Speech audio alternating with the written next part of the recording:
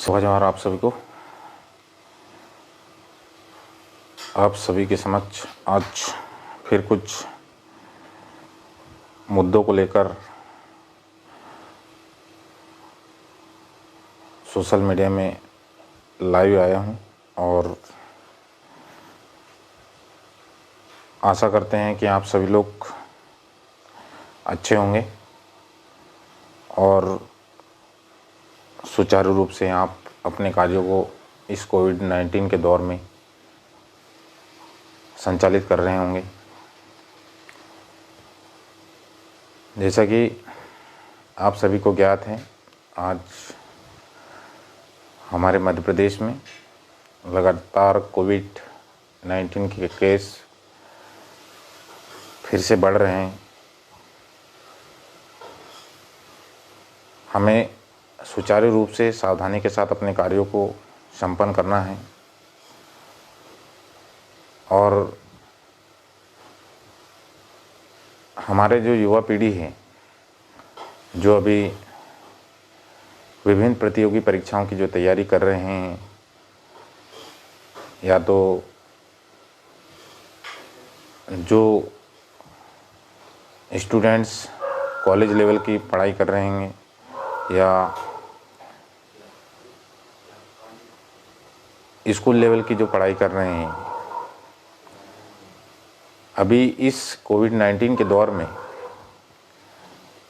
थोड़ा उनका मनोबल और स्पीड कम हुआ होगा, क्योंकि कुछ दिन पहले तक सब कुछ सामान्य स्थिति में था हमारे मध्य प्रदेश में, पर सडनली इस कोविड-19 के केस बढ़ने के कारण फिर से हमारे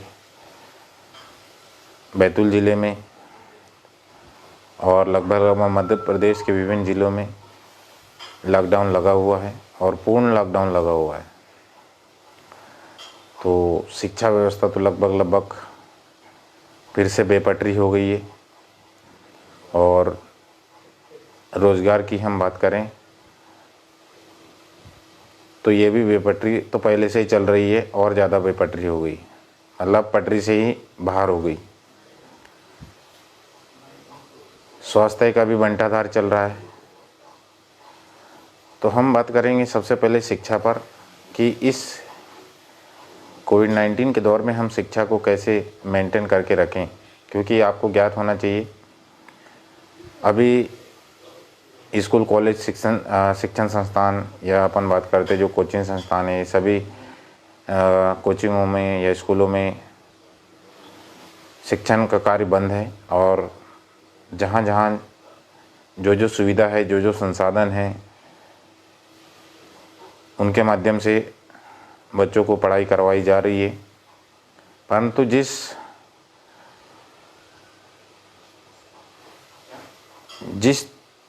गति से हम उभर रहे थे शिक्षा के क्षेत्र में, फिर से काफ़ी गाड़ी पटरी पर आ गई थी, परंतु फिर से केस बढ़ने के कारण फिर से ये शिक्षण संस्थान बंद हो चुके हैं। अब सबसे बड़ा सवाल ये है और चिंता की बात ये है कि इस कोविड-19 के दौर में हम अपना एजुकेशन कैसे लेंगे, कैसे जारी रखेंगे, और या हम दूसरे शब्दों में ये कहें कि हमें शिक्षा की पटरी को कैसे मेंटेन करना है।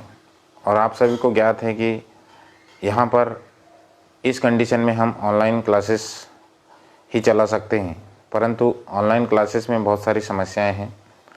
मैं आज व्यक्तिगत रूप से मैं कुछ बच्चों से रूबरू हुआ हमारे शिक्षण संस्थान से, तो कई सारे बच्चों के पास डाटा नहीं है, कई सारे बच्चों के पास मतलब मोबाइल नहीं है, कई सारे जो अब लोग क्या है कि इस लॉकडाउन की अवधि में बहुत सारे बच्चे ग्रामीण क्षेत्र में चले गए। वो जैसे तैसे यहाँ पर रह रहे थे, लेकिन मुझे ऐसा लग रहा है कि जैसे अपन बात करते हैं अभी तक ये 15 तारीख तक लॉकडाउन का सरकार ने बोला है यहाँ पर, लेकिन जिस प्रकार से हमारे बैतूल ज़िले में केस बढ़ रहे हैं, लास्ट ईयर भी ऐसे ही गवर्नमेंट ने बोला था जब 15 मार्च को मध्य प्रदेश शासन के द्वारा एक नोटिस या एक आदेश निकला था शिक्षण संस्थानों के लिए कि 31 मार्च तक बंद रखी जाएगी। उसके बाद जैसे ही केस सामान्य होते हैं फिर से शिक्षण संस्थानों को खोला जाएगा, ओपन किया जाएगा। परंतु जो लॉकडाउन लगा तो 1 साल तक लग गया, पता ही नहीं चला। 1 साल में सब कुछ बेपटरी हो गई, मतलब शिक्षा का पूरा बंटाधार हो गया। वही स्थिति ये ऑनलाइन की मैं अभी थोड़ी देर पहले बात कर रहा था कि ऑनलाइन ये परमानेंट सॉल्यूशन नहीं है, ये टेम्परेरी सॉल्यूशन है। लेकिन फिर भी क्या होता है, इसमें डाटा की सबसे बड़ी समस्या होती है। मतलब हमारे माध्यम से यदि हम लोगों ने कुछ हाई स्पीड वाले डाटा से हम लोगों ने मोबाइल चलाया और बच्चों के पास कम स्पीड वाली डाटा हो, तो पहली बात तो वीडियो अच्छे से चलेगी नहीं, ब्लर होने लगेगा, दिक्कत होने लगी। मतलब कुल मिला के सिरदर्द वाला रोल है ये। अब सवाल ये है, अब मैं जो बातें हैं देखिए, मैं ले दे के सरकार पे भी टिप्पणी करूंगा, क्योंकि मैं सरकार पे टिप्पणी इसलिए करूंगा क्योंकि सरकार को क्या प्रयास करना चाहिए बच्चों के लिए। सरकार उधर हमारे भारत देश के प्रधानमंत्री जी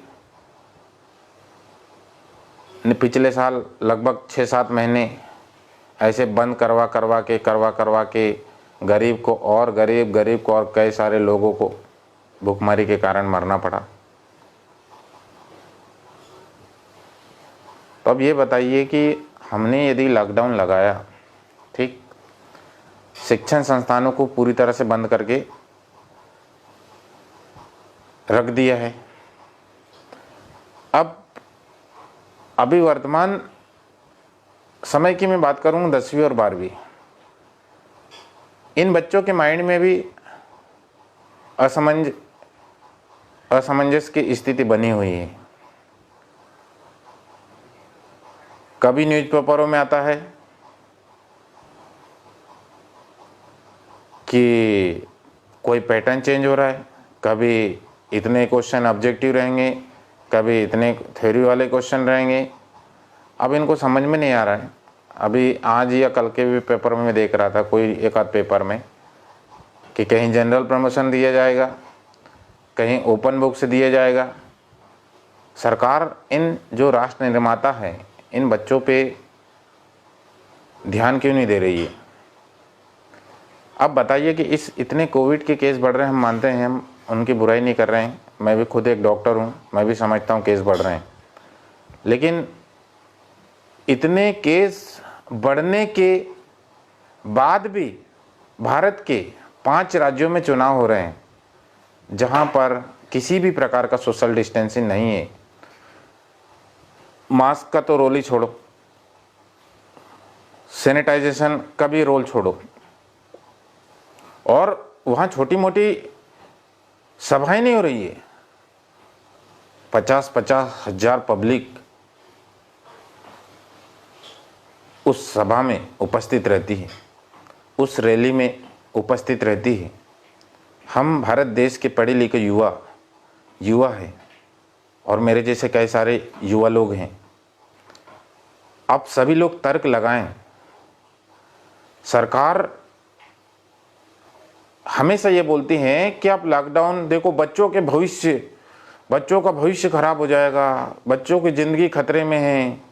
अब ये बताइए कि जो बच्चे लोग बढ़िया स्कूल कॉलेजों में सोशल डिस्टेंसिंग मेंटेन करके रहते हैं, मास्क लगा के आते हैं, एक बेंच में 2-2 बैठते हैं, एक बैठते हैं। कई जगह अगर बेंच अगर ज़्यादा है तो एक बैठते हैं, अगर कहीं कम है तो 2-2 बैठते हैं, वो भी काफ़ी डिस्टेंस होता है।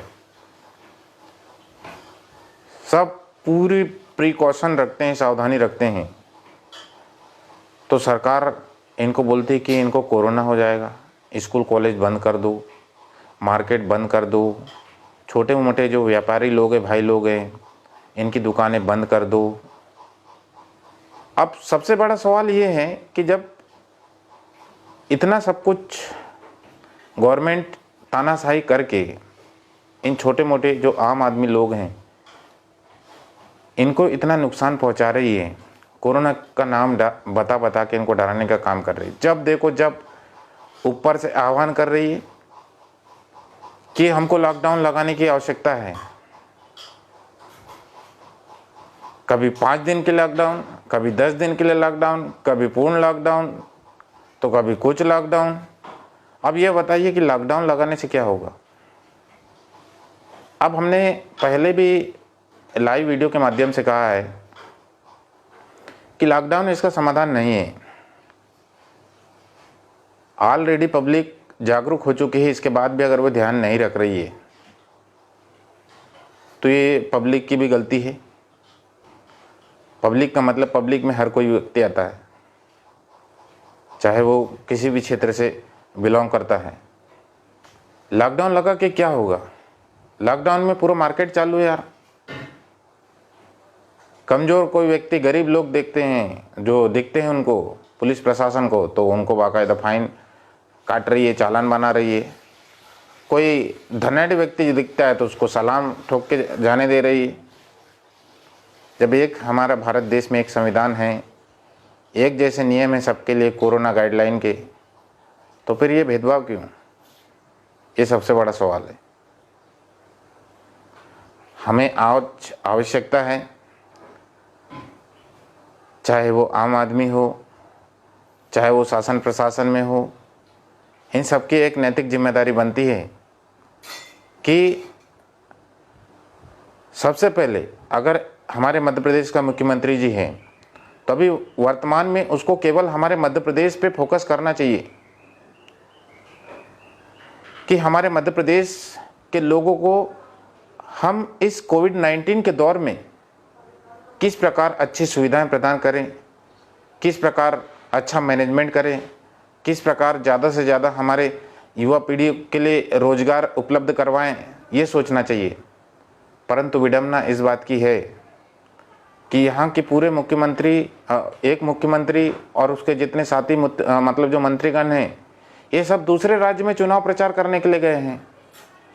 अब ये बताइए कि जिस घर में अगर मुखिया ही नहीं रहेगा तो उस घर की स्थिति कैसी होती है? त्राही त्राही होती है। दर दर भटकते हैं खाने के लिए, रोजगार के लिए।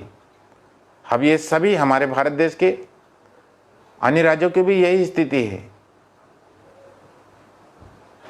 तो ये हमारे मध्य प्रदेश के मामा जी को सोचना चाहिए कि हमने 1 साल से स्कूलों को बंद रखा था, कॉलेजों को बंद रखा था, शिक्षण संस्थानों को बंद रखा था, और इस मतलब कोविड के केस जब बहुत ज़्यादा बढ़ गए थे तब आईआईटी का एग्ज़ाम हुआ था 2020 में, नीट का एग्ज़ाम हुआ था, और पूरे भारत देश में यूपीएससी का एग्ज़ाम भी हुआ था। वैसे तो ये तीनों नेशनल लेवल के एग्ज़ाम हैं। अब ये प्रश्न चिन्ह है कि स्टूडेंट यदि तैयारी नहीं करें तो किसी पेपर में वो अच्छे अंक कैसे अर्जित करेगा।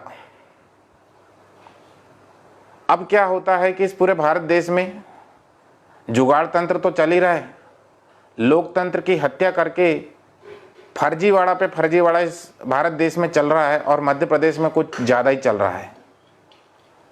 अभी आपने कुछ दिन पहले देखा, एक कृषि विस्तार अधिकारी वाले, वो स्पष्ट हो गया है कि वो फर्जी लोग हैं, फिर भी वो एग्ज़ाम को निरस्त नहीं कर रही गवर्नमेंट।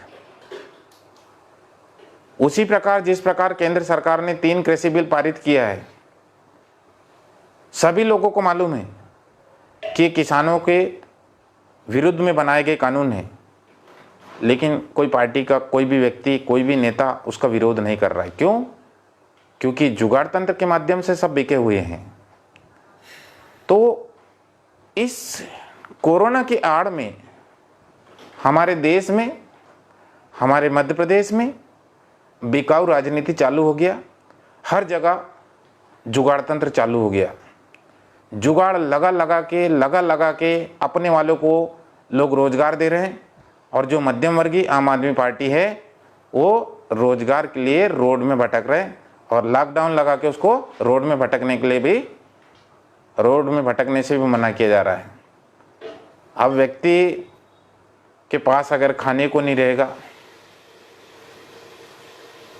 तो कहाँ जाएगा बताइए। बहुत साजिश किया जा रहा है हमारे भारत देश के राष्ट्र निर्माता युवा पीढ़ी के साथ। हम तो भैया किसी सरकार में नहीं है, किसी पार्टी के चाटुकार नहीं है, हम स्वतंत्र व्यक्ति हैं, तो हमें खुलना बोलने का अधिकार है। हमने गुलामी आज तक नहीं की और आगे भी नहीं करेंगे। गुलामी वो करें जिसको राजनीति में कोई विधायक सांसद की टिकट चाहिए। हम स्वतंत्र व्यक्ति हैं, चाहे कोई भी राजनीति की सरकार बने, हम उससे केवल अपने शिक्षा, स्वास्थ्य और रोजगार की मांग करेंगे और लोगों के लिए हमेशा लड़ते रहेंगे। ये सभी के लिए चिंता का विषय है कि हमारे मध्य प्रदेश के जो पढ़ने लिखने वाले बच्चे हैं उनके लिए सरकार कुछ नहीं कर रही है। ऑनलाइन एजुकेशन करके ये ढोंग रचने का काम कर रही है, बतौलेबाजी करने का काम कर रही है। कितने बच्चे ऑनलाइन पढ़ाई कर रहे हैं, आप थोड़ा आकलन करें। और पेपरों में भी वो खुद ही छपवा देते हैं, वो खुद ही पालक बन जाते हैं और खुद ही स्टूडेंट बन जाते हैं कि पालक लोग अपने बच्चों को शिक्षण संस्थानों में पढ़ने के लिए मना कर रहे हैं। हम तो बोलते हैं कि यार उनका पूरा कॉन्टैक्ट नंबर दो, हम भी तो संपर्क करके देखें कि कौन सा पालक मना कर रहे हैं।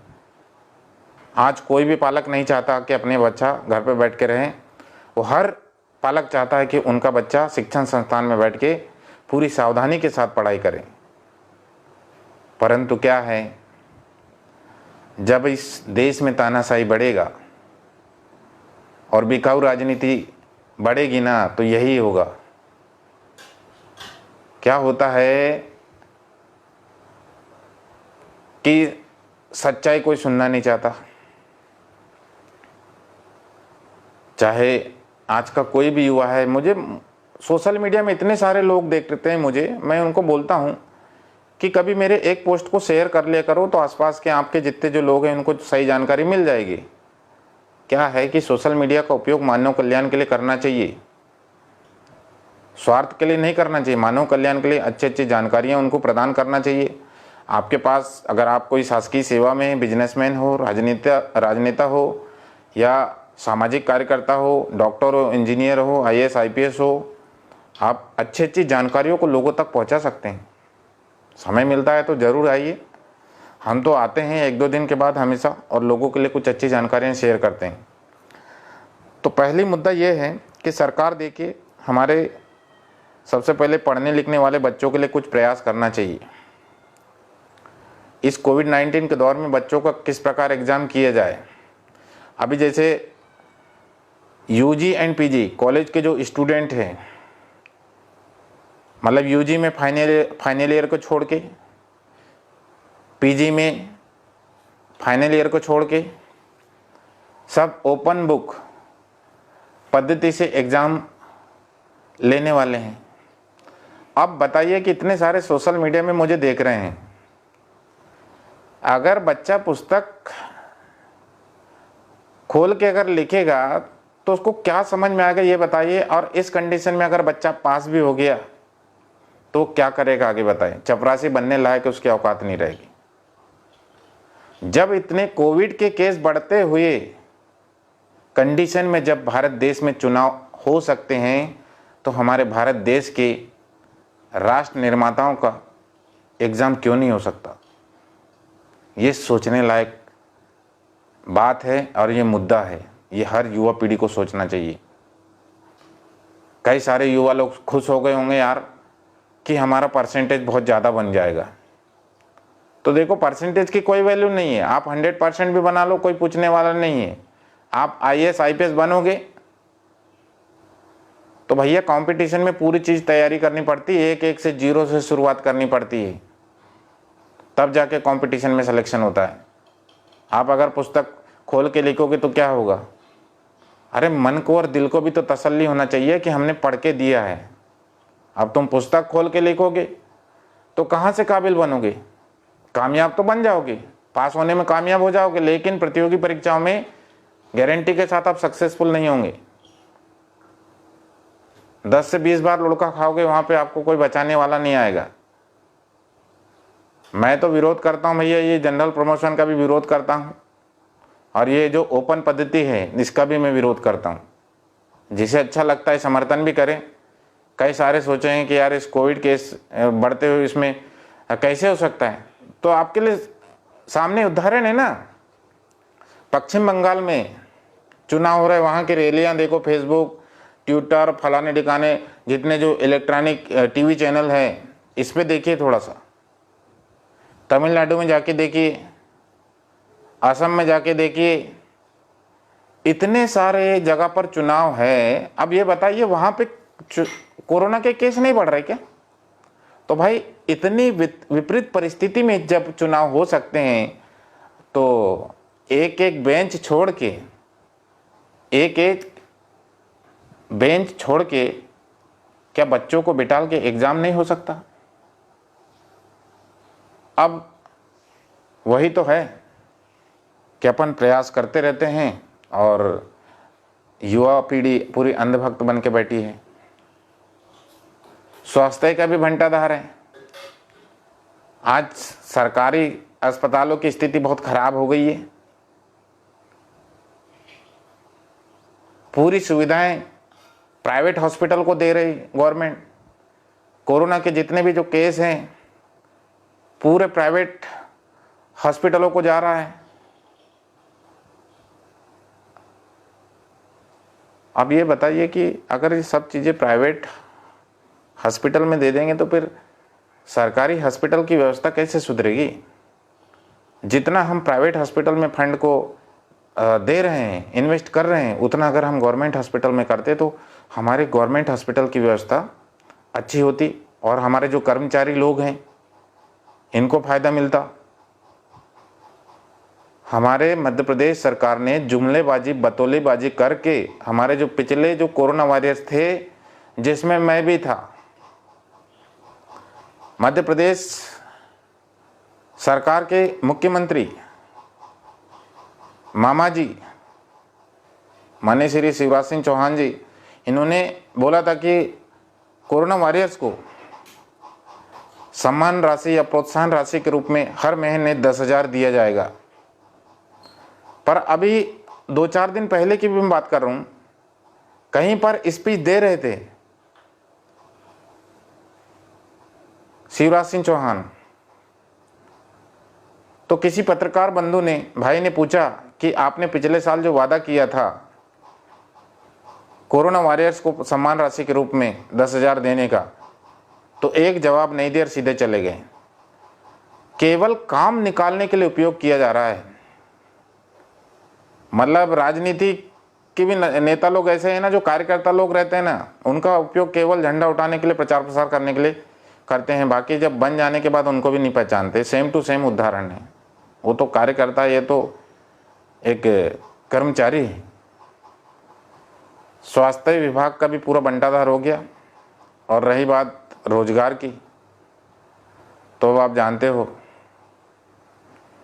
मैंने पहले ही बता दिया था, इस आज़ादी के लगभग 70 साल बाद जितने भी जो सरकारी संपत्तियों को बेचने का काम अगर किसी ने किया तो मोदी सरकार ने किया है। और बची कुछ जो है, कुछ चीज़ें तो कांग्रेस सरकार ने भी किया है, कुछ चीज़ें बीजेपी सरकार ने किया है। पर रही बात क्या है, किसी कोई विरोध ही नहीं कर रहा है ना, तो कोई दिक्कत ही नहीं है उनको। अब सरकारी संपत्तियों को बेचेंगे तो रोजगार कहाँ से मिलेगा, नौकरी कहाँ से मिलेगी? हर सेक्टर को बेचने का काम किए। हर सेक्टर को बेचने का काम किए। अभी लगभग आज की मैं बात कर रहा हूं, हमारे बैतूल जिले की सारनी के लगभग 300 से ज़्यादा कर्मचारियों का ट्रांसफ़र होने वाला है।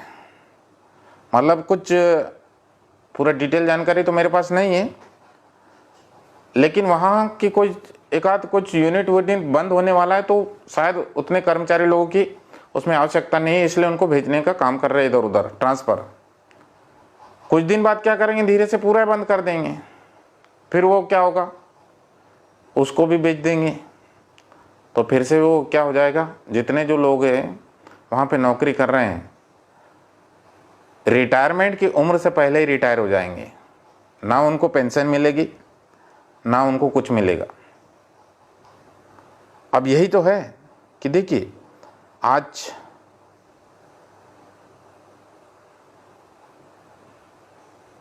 हम सोच में रहते हैं यार कि इस बेरोजगारी को बढ़ाने के पीछे सरकार की जिम्मेदारी है। इतने सारे विधायक हैं, इतने सारे सांसद हैं, कोई तो ज्ञानवान होगा यार। केवल 2-3 लोगों के ही आदेश से पूरा देश चल रहा है, ऐसा कैसे समर्थन कर देते होंगे ये बाकी लोग, मुझे समझ में नहीं आ रहा है। इतने सारे, चाहे वो कोई भी राजनीतिक पार्टी की हो, पर कुछ तो लगता होगा कि ये जो हो रहा है ये गलत हो रहा है। कई राज्यों में चुनाव को मतलब जो विधायक सांसदों को खरीदने का काम चल रहा है। अब एक बार कोई सरकार बनती है तो उसको चलना चाहिए कि नहीं 5 साल तक, पर बीच में खरीद फरोख्त करके सरकार गिरा रहे हैं, बना रहे हैं, तो इससे नुकसान किसका हो रहा है, राज्य का हो रहा है, युवाओं का हो रहा है। युवाओं को जो नौकरी मिलने वाली थी, जो पैसे मिलने वाले थे नौकरी के बाद, ये पैसे इधर विधायकों को सांसदों को खरीदने में लगा दिए, तो क्या करेंगे, अब कहाँ से रोजगार देंगे फिर। तो उसका इन्होंने सॉल्यूशन बनाया है, बहुत बढ़िया सॉल्यूशन। कौन सा सॉल्यूशन आपको पता होना चाहिए। मध्य प्रदेश की मैं बात कर रहा हूं। तारीख पे तारीख, किसी को बुरा भी ना लगे और काम भी हो जाए। तारीख पे तारीख योजना मध्य प्रदेश में बहुत ही फल फूल रहा है, सभी लोग जानते हैं आप। इसीलिए, लेकिन वही तो है, कोई युवा भी नहीं बोल रहा है।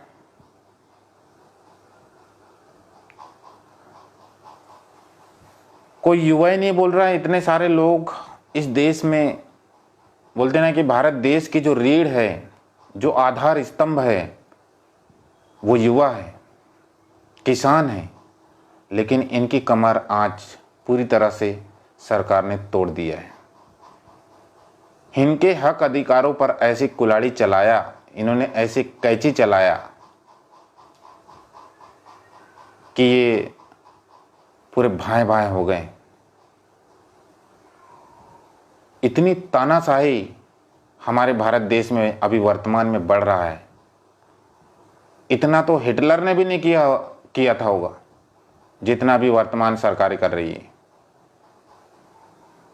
गरीब को गरीब बना रही है। अब हम क्या होता है, जो छोटे तबके के लोग हैं, अभी जैसे हमारे आदिवासी समाज की मैं बात कर रहा हूं, इनको डैम के नाम से या कोई उनको शेर पालना है या कोई पशु पालना है या कोई प्लांट लगाना है या कोई फैक्ट्री लगाना है, तो सरकार केवल आदिवासियों की जमीन को देखती है। अब बेचारे लोगों के पास जमीन तो है, लेकिन सरकारों ने सोचा कि यार ये तो वैसे ही कमजोर होते हैं, इनकी जमीन पे अपन सोचते हैं कि ये यहाँ दो पहाड़ियों को मिला के यहाँ एक डैम बना देते हैं तो सबको तो ये डूब में आ रहा करके, यही पूरे मध्य प्रदेश में चल रहा है। अपने ये हमारे बैतूल की मैं बात कर रहा हूँ, ये बैतूल की, अपना बैतूल जिले की बात कर रहा हूँ, जो अपना भैंसदेही जो तहसील है उस क्षेत्र में ताप्ती नदी पे एक डैम बन रहा है। अब ये बताइए, लगभग 40 से ज़्यादा गांव हमारे आदिवासी समाज के जो लोग रहते हैं और अन्य समाज के भी लोग रहते हैं, ये सब उठने वाले हैं।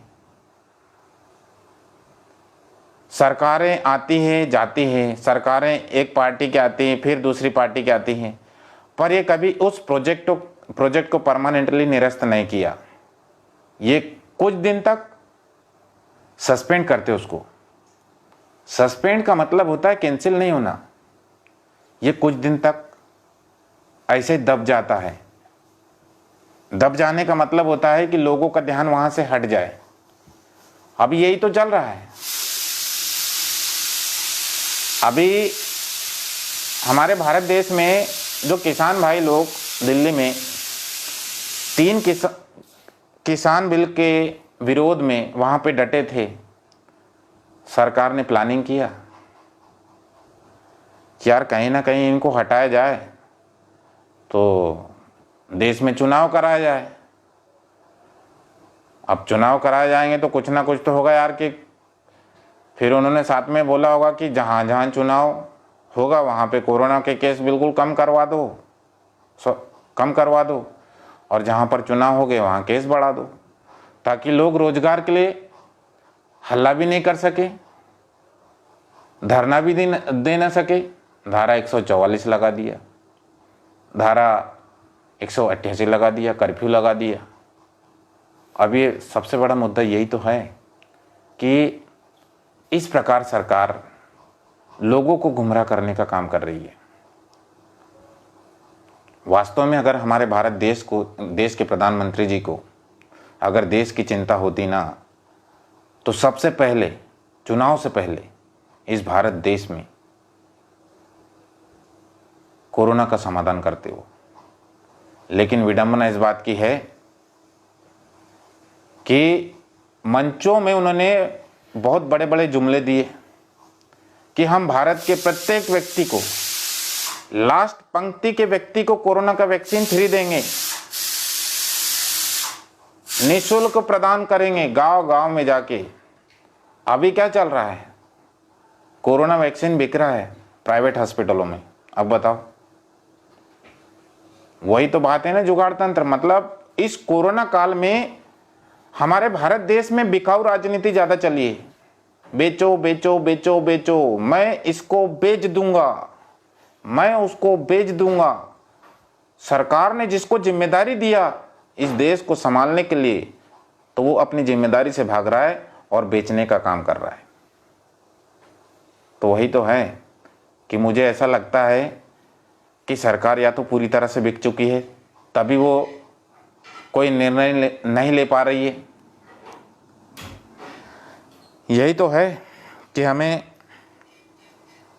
प्रयास करना पड़ेगा, हमें सभी युवा पीढ़ी को प्रयास करना पड़ेगा कि आने वाला जो समय है, हम इस कोविड-19 के दौर में भी अपने कार्यों को कैसे सुचारू रूप से हम जारी रखें।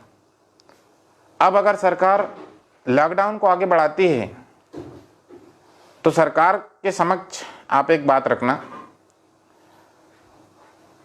अगर आप शिक्षा को बंद कर रहे हैं तो हमारे बच्चों के लिए पूरी व्यवस्था कर दो।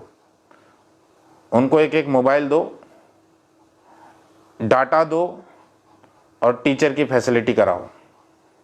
हर स्कूलों में, हर घर में प्रत्येक बच्चे के पास मोबाइल डाटा उपलब्ध कराओ।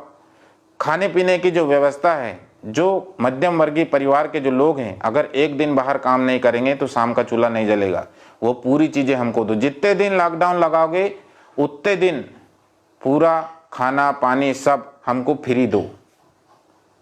कोई मजदूर है या कोई फैक्ट्री में काम कर रहा है, अगर फैक्ट्री उतने दिन तक बंद रहेगी तो मजदूर को पहली बात मजदूरी मिलेगी नहीं।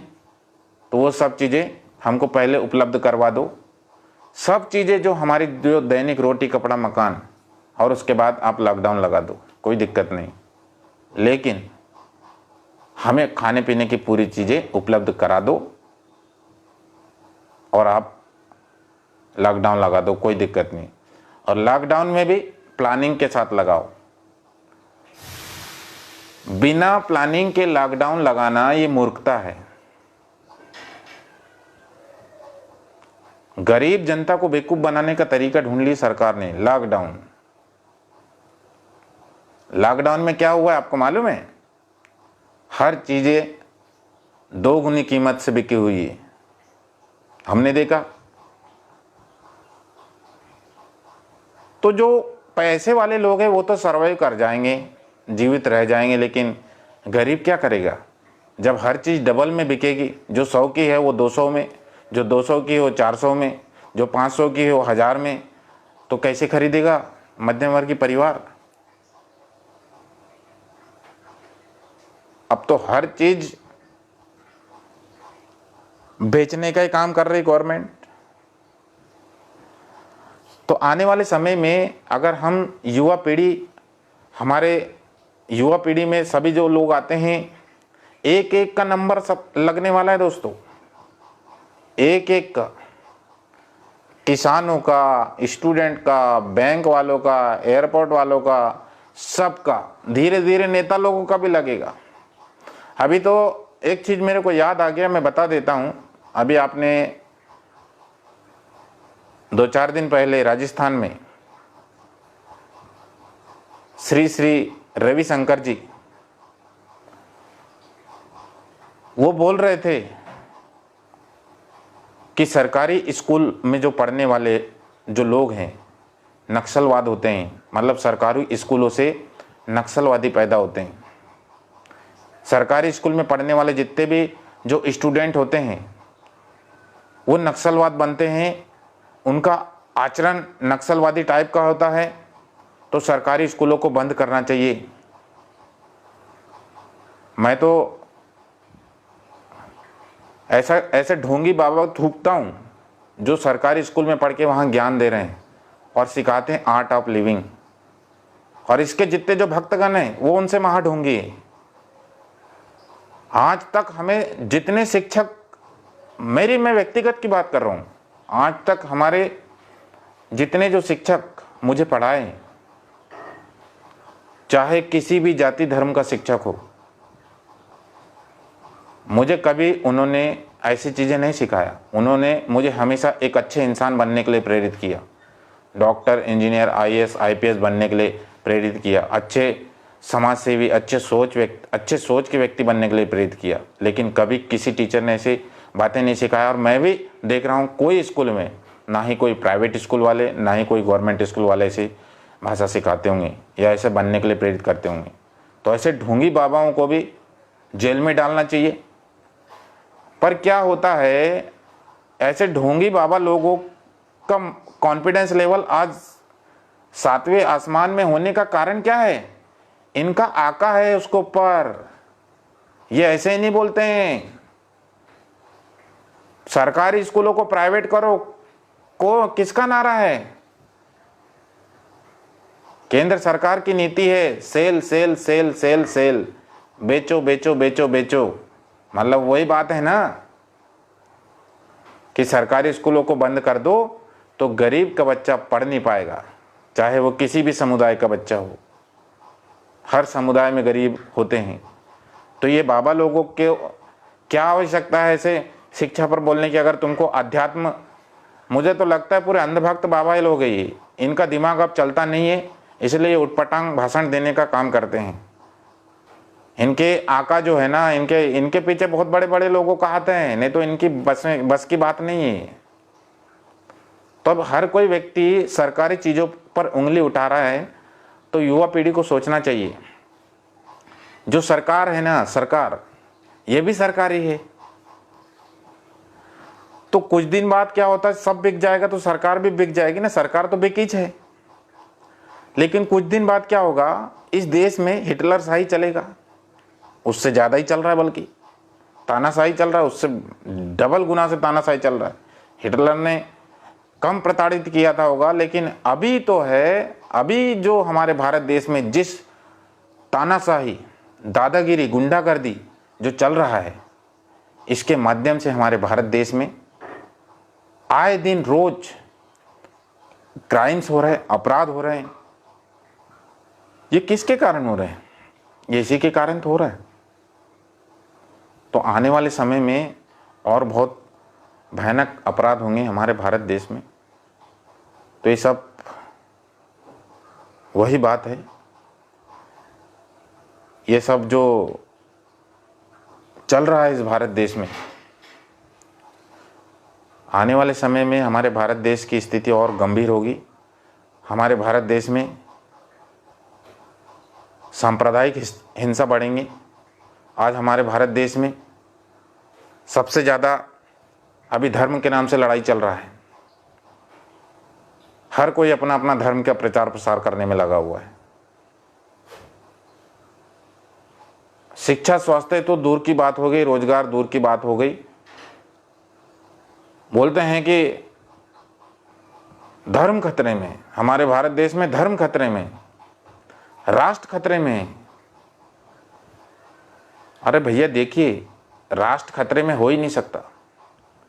राष्ट्र में रहने वाले लोग खतरे में हैं।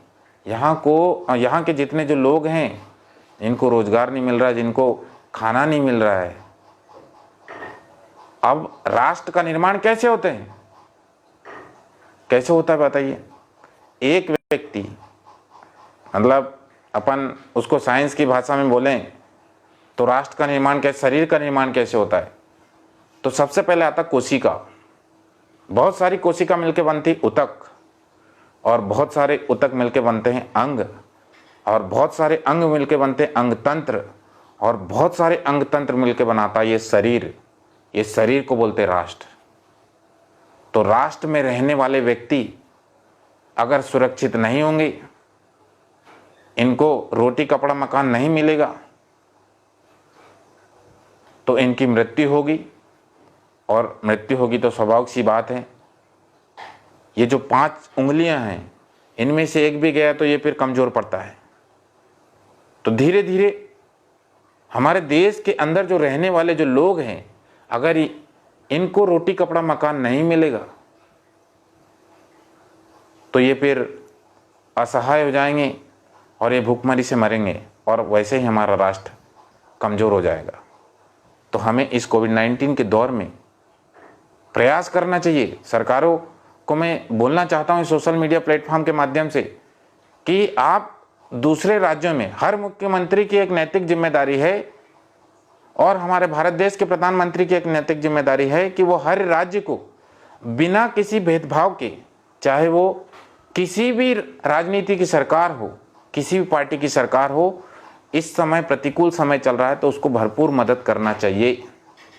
प्रधानमंत्री पूरे देश का होता है, कोई पार्टी का नहीं होता।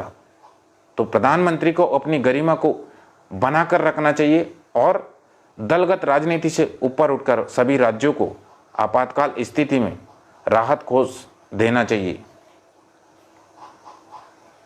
और हमारे जो मध्य प्रदेश के जो मुखिया, माननीय मुख्यमंत्री जी, आपकी भी ये नैतिक जिम्मेदारी बनती है कि आप सबसे पहले अपने राज्य को देखें। आप चुनावी सभाओं में दूसरे राज्यों में जाते हैं, वहाँ पे भी बड़ी बड़ी देते हैं, तो पहले अपने राज्य को देखें कि हमारे राज्य में कितने सारे लोग हैं जिनको रोटी कपड़ा और मकान की आवश्यकता है। ये चिंतन मंथन करें और उनको ये शिक्षा, स्वास्थ्य और रोजगार उपलब्ध कराएं, तभी तो हमारा मध्य प्रदेश आत्मनिर्भर बनेगा। आत्मनिर्भर की परिभाषा को आप काफ़ी हर जगह, हर पोस्टर में आत्मनिर्भर मध्य प्रदेश, आत्मनिर्भर भारत ऐसा लिखवाते हैं, बोलते हैं। तो आत्मनिर्भर कैसे बनेगा? जब हमारे पास सब कुछ होगा।